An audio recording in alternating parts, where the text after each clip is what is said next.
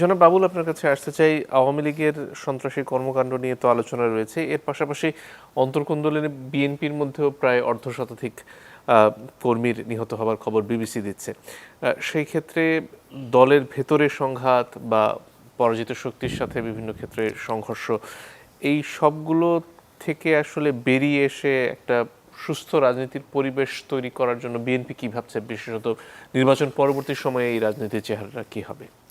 না, আপনি যেটা বলেছেন এটা তো স্বাভাবিক একটা বাস্তবতা। হ্যাঁ, এটা নতুন কোনো বাস্তবতা না। আপনার শেখ সাহেব তার বইতেও লিখেছে যে কুষ্টিয়ায় ছাত্রলীগের যে সম্মেলন, এটা বোধহয় স্বাধীনতার অনেক আগে, মুসলিম ছাত্রলীগ পূর্ব পাকিস্তান, সেই সম্মেলন শাহ আজিজ এসে পণ্ড করে দিল এবং সেই সংঘর্ষের ঘটনায় বেশ কয়েকজন মৃত্যুবরণ করলো।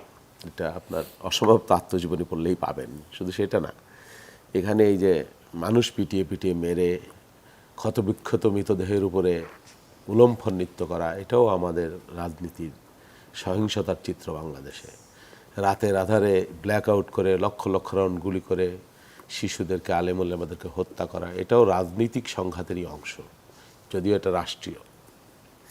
এগুলো সবসময়ই ছিল, আছে। তবে এই রাজনীতি কোনোভাবেই কাম্য নয়, এটা হতে পারে না। আসলে এটা হওয়া উচিত না একটা স্বাধীন রাষ্ট্রে।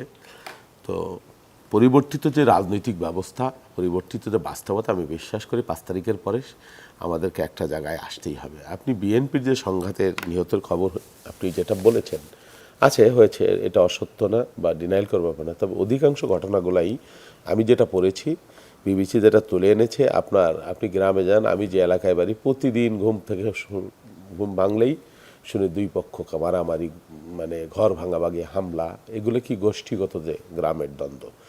আবার দেখা গেল কোথাও কোথাও কোনো দ্বন্দ্বে মানে বিভিন্ন দলের লোক, আবার কোনো কোনো দ্বন্দ্বে দুই পক্ষই বিএনপির, এরকমও ঘটনা আছে। জমি নিয়ে, মুরগি নিয়ে, এটা নিয়ে, বিয়ে নিয়ে, বউ নিয়ে, নানান ধরনের, গরু নিয়ে, ঘাস খাইলো, এটা নিয়ে লেগে যায়, মানুষ মারা যায়।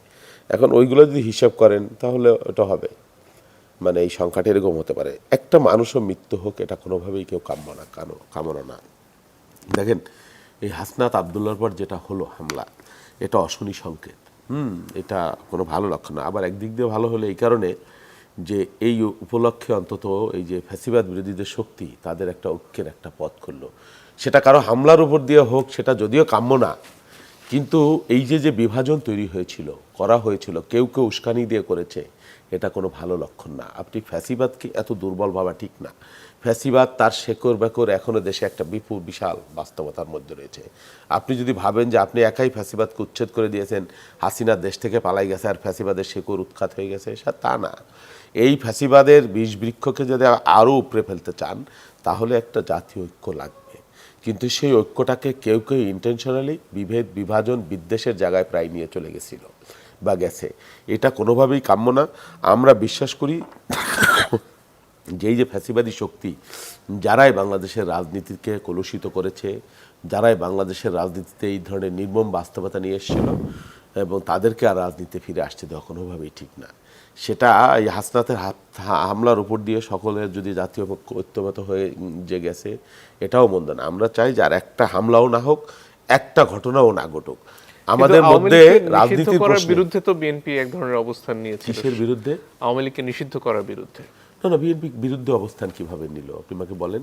বিএনপি বলেছে যে আওয়ামী লীগকে নিষিদ্ধ করা যাবে না, একজনই বলেছে, কেউ বলেনি তো। আমরা প্রক্রিয়া নিয়ে কথা বলছি, কিভাবে নিষিদ্ধ হবে, কিভাবে হবে না। হ্যাঁ, সেই প্রক্রিয়া নিয়ে কথা হয়েছে, বারবার হয়েছে, পরিষ্কার করে বলা হয়েছে। তো সেই এই যে যারা গভর্নমেন্টে আছেন, এনসিপির প্রতিনিধিও আছে, একটা কথা বলি, এনসিপির প্রতিনিধিও আছে। আসিফ নজরুল সাহেব তো মোটামুটি বলেই দিয়েছে যে এই বিষয়ে তিনি ক্যাবিনেটেও কথা বলেছেন, উপদেষ্টা পরিষদে, কারোর রেসপন্স ভালো পান নাই উনি। তো এখন আপনি সরকারের মধ্যে থেকে একরকমের ভূমিকা পালন করবেন, আবার বাইরে এসে একরকমের কথা যদি বলেন, সেটা তো দুর্ভাগ্যজনক। সেক্ষেত্রে এই মুহূর্তে যদি নিষিদ্ধ করার প্রক্রিয়া শুরু হয়, সেটার ব্যাপারে বিএনপির আপত্তি থাকবে না? বিএনপি তার বক্তব্য ব্যাপারে পরিষ্কার করে বলে দিয়েছে যে আমরা অবশ্যই, এটা কেন বলেছে সেটাও বিএনপি ব্যাখ্যা করেছে। আপনি একটা গতানুগতিক কালকে একটা আপনি অধ্যাদেশ জারি করে যদি নিষিদ্ধ করে দেন, আমি জানি না এটার ফল কি ভালো হবে কিনা। বিচার করার, নিষিদ্ধ করার একটা পথ আছে, প্রক্রিয়া আছে, কেন সরকার সেই পথে হাঁটে না?